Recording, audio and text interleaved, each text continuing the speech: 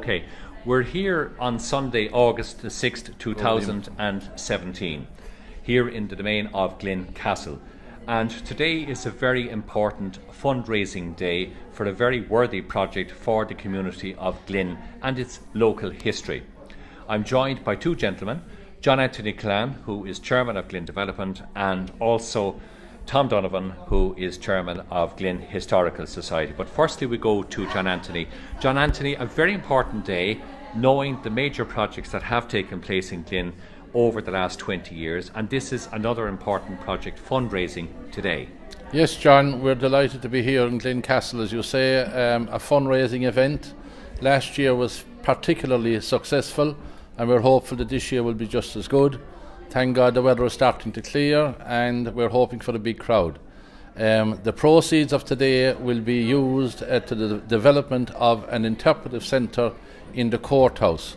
So we're working hard on that. We have applied for funding from various departments, but today's takings will help to get that ball rolling, so to speak, and hopefully this time next year we'll be open an interpretive centre telling the stories of the Knights of Glin dating back to the 1250s. Now, is there any idea where this project centre, the interpretive centre, will be located? Have you an idea as yet? Yes, we have been speaking to Limerick County Council and indeed to the Limerick Library, and we're hopeful that there's a room in the library, and the council are very receptive to our request. So we hope that that will become the interpretive centre. It's very central in the town, and it is important that if the visitor comes to the town after visiting the interpretive centre, then they'll stay in the town, and hopefully other businesses will gain from that as well. Now over to Tom Donovan, chairman of Glin Historical Society. Now when we look at the history, as John Anthony was saying, they're centred on the Knights of Glin and the recent and the late Desmond Fitzgerald, but it goes back right back to, I believe, the 12th century, is it? Yeah, 700s. And the Fitzgerald family are still here, happily. And first of all, before we start, I'd like to thank the Fitzgerald family for allowing us in here today, which is I wouldn't like to be bringing the crows into my house, so it's very generous of them to allow us there, as they did last year. Record numbers came here, and it shows the attraction of the history of the castle, and the people are very receptive to come and spend the day here. Mm-hmm. So, and when we actually look at the idea that it started in Shannon Castle, and then moved to the old castle in Glin. Well, the Knights of Glin owned all the land from here right over to Pallaskenry up to Adair, and they had lots of castles, Bay Castle, Shannon Castle, and there were fortifications to defend their land. So after the Shannon Castle was taken, they retreated back to Glin Castle. That turn was taken in 1600. They left it in 1642 and moved back here because the lands were taken off them where the castle was. They moved back here and set up Glin House, which was eventually turned into Glin Castle. So it's a long history. It's a very long history as well. And I think that the whole idea of creating an interpretive centre centred on a unique history, because is it not unique as well, John, that you have of this Irish great house, you still have the family living in it? It's fantastic, and as John says, they can trace their ancestry right back to the middle of the 12th century. And as you said, unfortunately, the last knight of the valley, the Knight of Glin, Desmond Fitzgerald, died some years back. It's a pity that the title goes with him, but his family live on, and they have great plans for the future of this castle, and we're expecting that maybe in the near future it will be open as a hotel come wedding centre come restaurant. So that's great news to hear that as well. And finally, of course, as well, the interpretive centre will be very important for the people, the locality of Glin. Because people like to get a short history, of Glin and the Knights of Glin. So it'll be important to put in artefacts in there, and hopefully when we have when it's open, we can extend the tour of the castle with the interpretive centre. So include it. Okay, very good. Tom Donovan, John Anthony Clan, thank you indeed for your time, and the very best of luck today. Thank you, John. Okay, thank you. Lovely.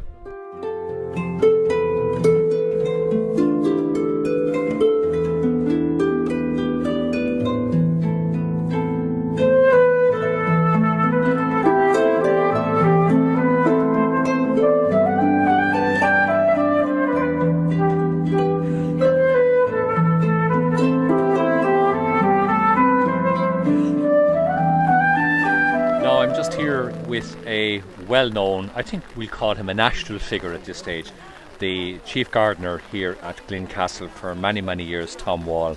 Tom, it's a miserable day, but the crowds are still coming. They're attending in their hundreds already. Already, I mean, the place is packed out. It's absolutely extraordinary that we would have such a group of people. Even though the rain is heavy, it hasn't dampened the spirit. And there's a lot of people here today I've met. They've come up from Cork and from different parts of the country that came early because they had tried last year to get here to see the gardens at Glin Castle, and they failed. So they've made a point of coming here very early, and they certainly, even the weather, it has not stopped them. They're coming in droves here to the house, and we're going to have a very, very busy afternoon here with people with the garden. I've noticed here from one of the groups that have come around is that we have an awful lot of people here that are very keen gardeners and very interested in the plants and that can be grown very successfully here at Glin. A lot, there are varieties that wouldn't normally grow in exposed windy areas, but as you can see here, they flourish here with the conditions here at Glin, even though you haven't got very deep soil or good soil, a very shallow soil. But you can see how well the plants are growing, and people are taking photographs and they're amazed with the profusion of growth that is still in the gardens here at Glin. Now, Tom, the gardens itself were designed literally by the Knight of Glin's mother, yes, Veronica. Yes, the late Knight's mother, Veronica Milliner, when she married in here originally, the gardens you see them today just were woodlands coming here to the house, and she cleared these woodland areas and made this big glade as you see here at the back of the house, and she laid out the gardens in the order as you see them today, with yew hedges, clipped hedges, with the low terrace wall and so on. The only bit of useful garden that was carried out prior to her coming here was with the late Knight's great-grandmother. She came from Adair. She was one of the Dunraven family. And she planted the hill that comes up here from the back of the castle with daffodils that were brought from Sicily at the time. And early March, early April, the whole hill here is decorated with daffodils, and as soon as the daffodils are finished flowering, the whole hill goes blue. It's covered with bluebells. And that has still been retained and is kept here as it was since she planted it. And there are a lot of very rare varieties of daffodils, some that you cannot see elsewhere, and we have people collecting them and looking at them, and they're still thriving here today. But Mrs. Milner was really the chief person that laid out all the shrubs and trees, the Cornus capitatus from New Zealand, the camellias, the very large collections of rhododendrons, azaleas, everything that flourished here at Glin. She was really the main person that laid all this out, and as you can see it here today. Right. Well, that concludes our visit to Glin Castle today. It's only starting really. It started at 12 noon and it's going right up to 6 o'clock this evening on this Sunday, the 6th of August. Can you believe the weather, the 6th of August? Exactly, and we're delighted to be able to open the gardens here and to be able to show people around and show people exactly what can be achieved with little effort. And it's nice to see here that the gardens can continue after all the work that has gone into them over the years, that they're still here being kept and maintained as they always have, and they haven't been destroyed like a lot of other gardens have, because the property has been held and maintained by the same family for the past 700 years, and it hasn't ever had developments or anything like that in it to destroy what you see here today. And that is it anyway from Glin Castle again on this Sunday the 6th of August 2017, where a major fund drive is underway for the Interpretive Centre in Glin that will house and show the community at large and people abroad and at home the wonderful history and the unique history that we have here in Glin in County Limerick. And we wish the very best of luck to Glin Development, Glin Historical Society, and from myself, John Prendergast, on What Matters. Slán na blat, agus gurda míle maith agat.